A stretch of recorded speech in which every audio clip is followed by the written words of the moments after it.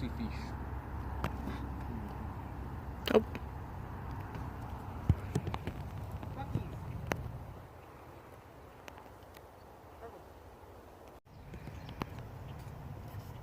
He is a very cute little turtle. There's a cool looking dragonfly. Big turtle slither. He's so cute. Oh yeah, I see. That one's got a huge head. Oh, here he comes.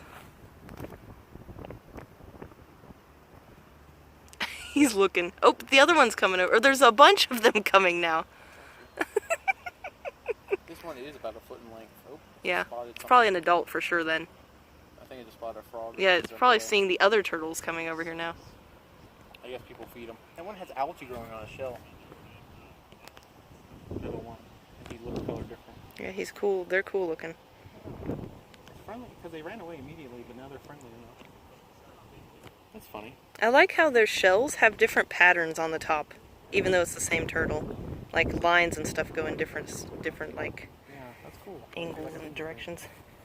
That's funny that people must feed them, I assume. Or something. I think you can buy food inside to feed them, like little pellets and stuff. Oh, I think we're gonna feed them. He's just looking like, where's the food? They're so cute.